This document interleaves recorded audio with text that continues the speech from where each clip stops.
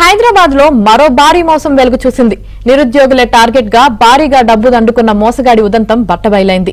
Indian air force లో ఉద్యోగాలు ఇప్పిస్తానని చెప్పుకుంటూ అమాయకులైన నిరుద్యోగుల నెత్తిన కుచ్చుటోపి పెడుతున్న కేటుగాడి కోసం ఇప్పుడు పోలీసులు గాలింపు చేపట్టారు.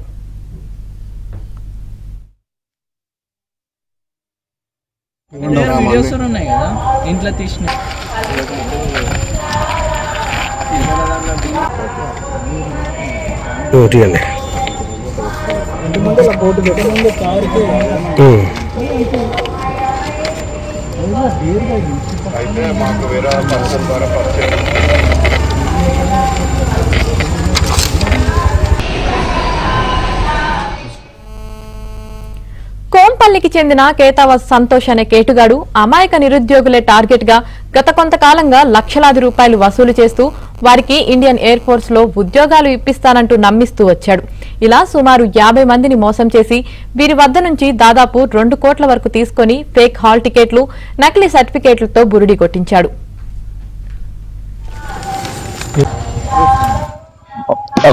ఒకరి తరపున వచ్చాను.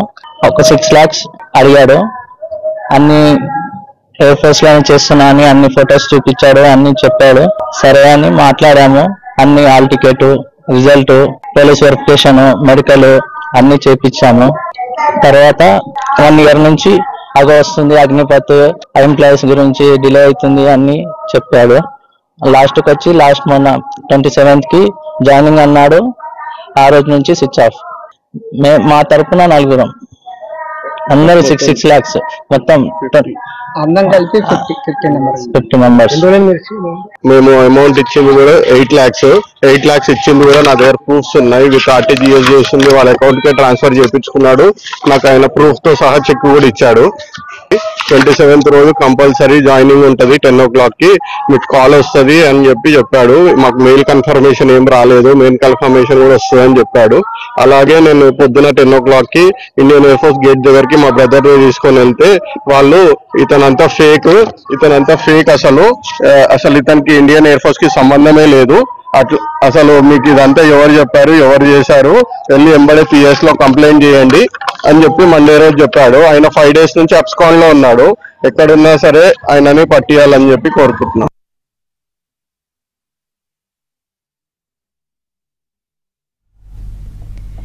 ఇలా మోసపోయిన ఓ వ్యక్తి ఫిర్యాదుతో మోసగాడి గుట్టు బట్టబయలైంది. నిందితుడు కేతావత్ సంతోష్ ఆడియో సోషల్ మీడియాలో చక్కర్లు కొడుతుంది. తమ్ముడు నానా నువ్వేం టెన్షన్ పడక, ఏదో ఇచ్చిందా అలా అని కాదు. నేను ప్రణాయన్న కూడా చెప్పినా మొన్న క్లియర్ గా. ఓకే, మనకు సండే వర్కింగ్ డే ఇచ్చారు. ఓకే, సండే మనకు ఆఫ్టర్నూన్ అంటే లగ్భగ్ 12 నుంచి సాయంత్రం వరకు మీకు ఫోన్ వస్తుంది. సండే రోజు, అవును సండే రోజు వస్తుంది. అండ్ మీకు ఫోన్ వచ్చి మీకు ఏ అడ్రస్, ఎక్కడికి రావాలి, ఏం చేయాలి మొత్తం రికార్డ్ చేసుకున్నా. ఓకే, నాకు అడిగితే నేనైతే చెప్తున్నా. సరే. అయితే మొత్తం రికార్డ్ చేసుకుని అది అంతా ఇచ్చేసుకొని మాట్లాడి మంచిగా ఆ తర్వాత నాన్న మనకు దాంట్లో క్లియర్ గా మెన్షన్ చేస్తారు. ఆల్రెడీ మామూలు జరిగిన విషయం నేను చెప్తున్నా. సండే రోజు అది కాల్ వస్తుంది, అన్ని చెప్తారు, ఏమేమి తీసుకురావాలో ఏం చేయాలో ఇవన్నీ చెప్తాడు. ఓకే, మనకు మండే మార్నింగ్ 10:30కి ఓకే ఎంట్రీ లోపల రిపోర్టింగ్ చేయాలి. రిపోర్టింగ్ చేసేసి అక్కడ మనకు సివిల్ అడ్మిన్ అందరినీ 56 members ఉన్నారు. మీరు అందరికి తీసుకెళ్లి అక్కడ కూర్చోబెట్టి అందరి ఆర్డర్ కాపీ ఇష్యూ చేసి, ఆర్డర్ పర్ఫార్మా ఇష్యూ చేసి అందరితో నింపిస్తారు. నింపించి పక్కనే జాయినింగ్ సెక్షన్, దాంట్లో అన్ని నీ నేమ్స్, ఫుల్ నేమ్స్, నీది mother name, father name, and ఏమేమి చేయాలి, డ్యూటీస్ ఏంది, రూల్స్ రెగ్యులేషన్స్ ఏంది, అవన్నీ ఉంటాయి దాంట్లో. అది దానికి కట్టుబడి ఉండాలి. ఇక మనం అది నింపించి డైరెక్ట్ గా మనకు జాయినింగ్ సెక్షన్ లో జాయినింగ్ చేసుకుంటారు. ఓకే, ఐడి కార్డ్ ఏదంటే మీరు మనది హాల్ టికెట్ ఒకటి జిరాక్స్ ఉన్నా పర్లేదు, జిరాక్స్ ఉంటే చాలు.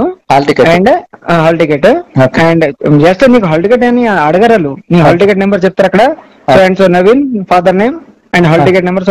ఎస్, ఎంట్రీ అప్పుడు ఏం అడుగుతారు, ఒరిజినల్ ఏదైనా ఏదో ఒకటి ఐడి కార్డ్, ఏది ఆధార్ కార్డ్ అయినా సరే, పాన్ కార్డ్ అయినా సరే, ఓటర్ ఐడి అయినా సరే, ఏదో ఒకటి ఐడి చూపించేసి లోపలికి పంపించేస్తారు అంతే. అక్కడ పోయి నీ సర్టిఫికేట్స్ అన్ని వెరిఫికేషన్ చేసుకుని ఇక అంతా మొత్తం వాళ్ళు చెప్తారు, అన్ని చెప్పి చేస్తారు అంతే. ఓకే, సరేనా? సరే సరే. నాకు ఎందుకంటే నేను ఈ 2 days రేపు పొద్దున వెళ్తున్నానన్న. ఎక్కడ? తుల్జాపూర్. ఓకే, తులజాపూర్ తెలుసా? తెలుసు కర్ణాటక. కర్ణాటక అమ్మవారి టెంపుల్ లో కొద్దిగా చిన్నోడికి అక్షరాభ్యాసం చేయించాను రా. అక్కడ మా ఇంటి దేవుడు కదా, కొద్దిగా పూజ చేసుకుని వచ్చేస్తా. సండే మధ్యాహ్నం కల్లా వస్తా. అప్పట్లో ఒక ఫోన్ వస్తే ఫోన్ చేయి, నేనే చేస్తాను నీకు. సరేనా? ఇక కంపల్సరీ వస్తుంది, రెడీ ఉండు నాన్న. ఇక అన్ని నాకు ఏది లేదని ఉండొద్దు. సరే అన్న. సరేనా? సరే అన్న కూడా చెప్పేసి ఇక్కడ అన్నకి చెప్తా అన్న. మనవాడికి కూడా చెప్పు, రుద్దికి. సరే అన్న. హైదరాబాద్ లో నిరుద్యోగుల టార్గెట్ గా జరిగిన భారీ మోసం వెలుగు చూసింది. ఇదే విషయానికి సంబంధించి మరింత సమాచారం క్రైమ్ బ్యూరో ఇన్ఛార్జ్ వెంకట్ అందిస్తారు. వెంకట్. ఏదైతే బేగంపేట్ ఎయిర్పోర్ట్ లోని సివిల్ ఏవియేషన్ డిపార్ట్మెంట్ లో ఈ నకిలీ అపాయింట్మెంట్ ఆర్డర్ల మొత్తం వెలుగులోకి వచ్చాయి, వ్యవహారం వెలుగులోకి వచ్చింది. దీన్ని బట్టి చూస్తే ఏదైతే లోవర్ డివిజన్ క్లర్క్ గా పనిచేస్తున్న చేతావత్ సంతోష్ అని ఇక్కడ సివిల్ ఏవియేషన్ డిపార్ట్మెంట్ లో క్లర్క్ గా పనిచేస్తున్నాడు. ఇతను కేవలం మెస్ క్లర్క్ గా పనిచేస్తూనే ఇదంతా మోసానికి పాల్పడ్డట్టుగా కూడా మనకు ఇప్పుడు బాధితులు చెప్తున్నట్లుగా మొత్తం వాళ్ళందరూ ఆరోపిస్తున్నారు. ఈ సంతోష్ అక్కడ మెస్ క్లర్క్ గా పనిచేస్తూ అక్కడ కేవలము ఎల్డీసీ క్లర్క్ ఉద్యోగాలు ఖాళీ ఉన్నాయి, ఒక్కొక్కరికి ఉద్యోగం తెలిసిన అధికారులు ఉన్నారు, వాళ్ళతో ఉద్యోగాలు ఇప్పిస్తా అని చెప్పేసి దాదాపు సుమారు 50 మంది నుంచి 2 కోట్ల రూపాయల వరకు వసూలు చేసి చివరికి వాళ్ళందరికీ కూడా నకిలీ అపాయింట్మెంట్ ఆర్డర్స్ ఇచ్చి వాళ్ళందరినీ కూడా అక్కడ ఆదివారం రోజు అందరికి ఒక ఫోన్ కాల్ వస్తుంది. ఆ ఫోన్ కాల్ వచ్చిన తర్వాత వాళ్ళకి పూర్తి వివరాలు చెప్పి సోమవారమే మీరంతా కూడా ఉద్యోగాల్లో చేరాలని చెప్పిన ఆడియో మనకు చాలా క్లియర్ గా ఉంది. దీన్ని బట్టి చూస్తే ఎంత ఒక ప్లాన్ ప్రకారమే సంతోష్ వాళ్ళ దగ్గర నుంచి డబ్బులు వసూలు చేసి వాళ్ళకి నకిలీ అపాయింట్మెంట్ ఉద్యోగాలు ఇచ్చాడు. దీనికి సంబంధించి ఈ ఉద్యోగ నియామక పత్రంలో నకిలీ ఉద్యోగ నియామక పత్రంలో ఏదైతే బేగంపేటలోని JAO group captain PS Karan అనే పేరుతోటి అతని సంతకాన్ని కూడా ఫోర్జరీ చేశాడు.